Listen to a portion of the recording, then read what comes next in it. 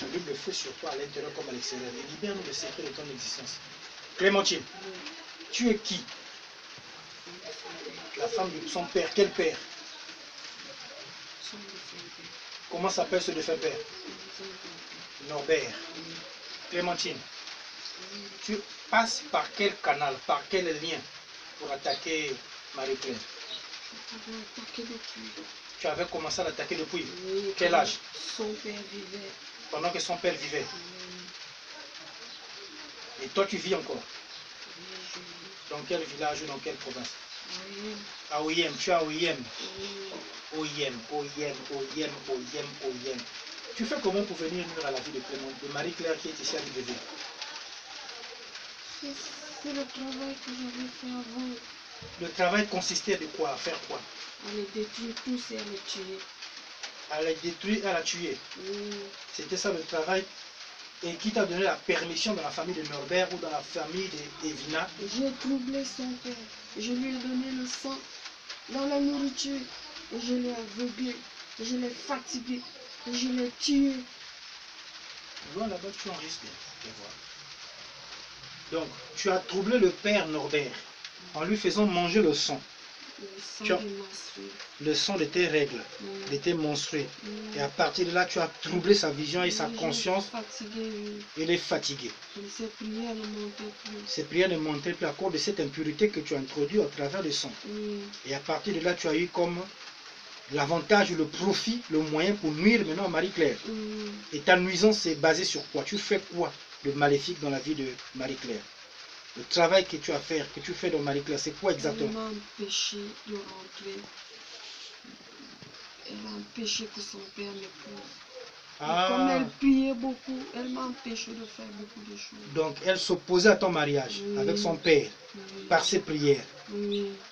Et t'empêchait à faire beaucoup de choses mauvaises. Maintenant tu nuis sa vie en faisant quoi? Qu'est-ce que tu bloques dans la vie de Marie-Claire? Pour la détruire, oui, tu fais quoi? J'ai mis la zizanie entre elle et son père. Et entre elle et son père.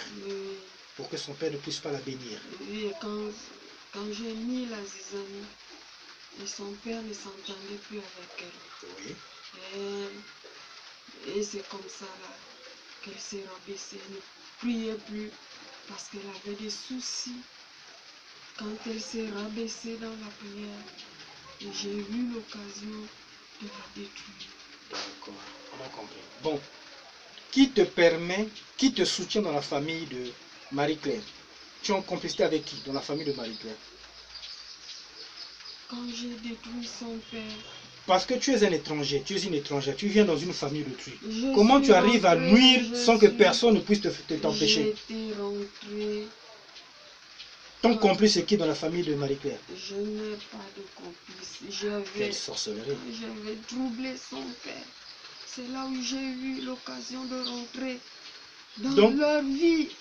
Dans leur vie. La vie de tous ces enfants, tous ces frères et sœurs.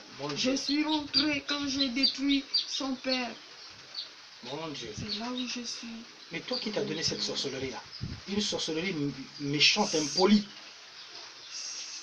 Tu rentres dans la famille des gens sans complicité. Tu nuis, tu détruis, tu es tranquille. Je suis rentrée. Comment? C'est ma tante qui m'a élevée, qui m'a donné cette sorcellerie. Comment s'appelait cette tante qui t'avait élevé? Bilogo. Bilogo. Donc c'est Bilogo qui t'a initié dans la sorcellerie. Et à travers cette initiation, ça t'a donné le pouvoir de faire du mal à n'importe qui que tu veux détruire. Waouh! Tu te déguises en quoi quand tu rentres dans le monde vampire? Tu prends toutes les formes. Quand je rentrais dans sa fille qui est morte, elle voyait, je rentrais en serpent. En serpent. Et je rentrais en singe, en gorille.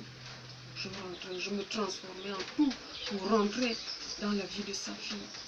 Et comment vous faites pour rentrer dans les églises et que les hommes de Dieu ne puissent pas vous voir? Et même quand ils font des prières, parfois, ça ne vous dérange pas? Quelles églises? Mon mari était pasteur. Je rentrais, je prêchais même. Tu prêchais même, donc tu prenais le micro? Dans son église. Dans son église.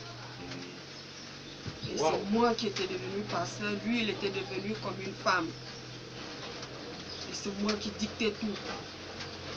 Ce que je faisais, ce que je lui disais de faire, il le faisait. Je l'ai même tué. Est-ce que tu sais que l'enfer t'attend? Donc tu préfères plutôt aller en enfer, faire du mal aux gens, au final aller vivre des siècles, des millénaires dans les tourments, dans l'enfer. Voilà la conséquence de la sorcellerie.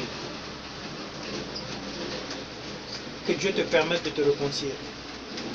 Que Dieu te permette de te repentir et qu'il pardonne tes iniquités. Qu'il te permette avant de mourir, de confesser tout ce que tu fais, d'abandonner le péché, la sorcellerie, et que ton âme trouve le repos au ciel. Parce que je ne veux pas te dire ce qui se passe de l'autre côté là-bas.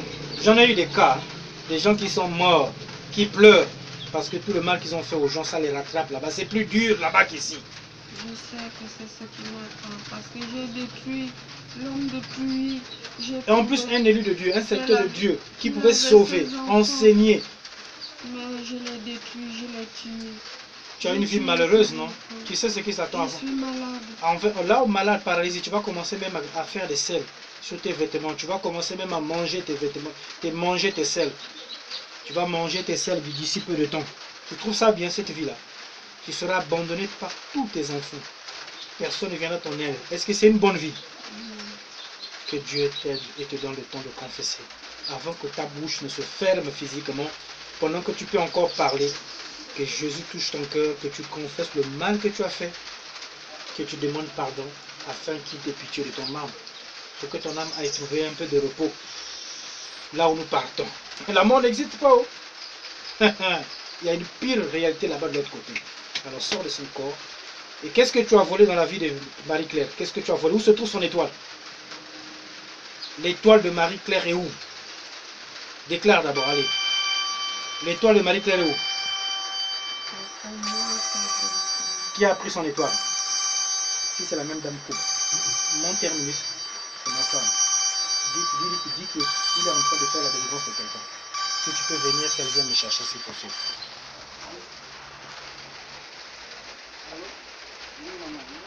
Qui a pris l'étoile de Marie-Claire?